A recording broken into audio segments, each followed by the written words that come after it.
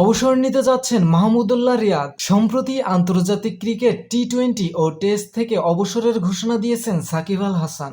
আর এবার দেশসেরা অলরাউন্ডারের পথে হাঁটতে যাচ্ছেন মাহমুদুল্লাহ রিয়াদ।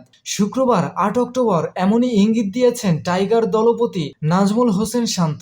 এবারে রিয়াদ ভাইয়ের এই সিরিজটা খুবই ইম্পর্টেন্ট এবং হয়তো উনি সিলেক্টরের সাথে কথাও বলবেন। শান্ত জানিয়েছেন ভারতের বিপক্ষে টি-20 সিরিজেই মাহমুদুল্লাহর ক্যারিয়ারের শেষ সিরিজ হতে পারে। যদিও মাহমুদুল্লাহ এখনো এ বিষয়ে কিছু জানাননি। সংবাদ সম্মেলনে বাংলাদেশি অধিনায়ক বলেছেন, আমি যতটুকু বুঝতে পারি রিয়াদ ভাইয়ের এই সিরিজটা খুবই গুরুত্বপূর্ণ। হয়তো নির্বাচকদের সঙ্গে কথাও বলবেন। আমি খুব একটা পরিষ্কার না।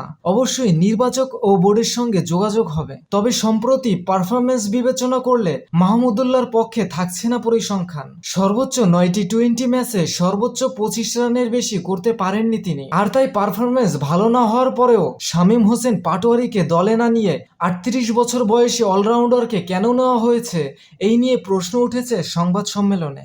মাহমুদুল্লাহর সঙ্গে শামীমের তুলনা নিয়ে শান্ত বলেছেন, ভাই কার সঙ্গে কার তুলনা করছেন? রিয়াদ ভাই এত বছর ধরে বাংলাদেশ দলকে সার্ভিস দিচ্ছেন। ভালো করেছেন, অনেক ম্যাচ জিতিয়েছেন। হ্যাঁ, অনেক ম্যাচ হয়তো শেষ করে আসতে পারেননি, তবে বাংলাদেশের অনেক ম্যাচ জেতার পিছনে ওনার অনেক অবদান রয়েছে। শামীম তরুণ, খুবই ভালো করছে, কিন্তু এই জায়গায় এখনই তুলনায় যেতে চায় না। শামীম যখনই সুযোগ পাবে বাংলাদেশ দলকে ভালোভাবে সার্ভিস দেবে। রিয়াদ ভাই প্র্যাকটিস ম্যাচে রান করেননি, এটা আমার কাছে একদমই ম্যাটার করে না।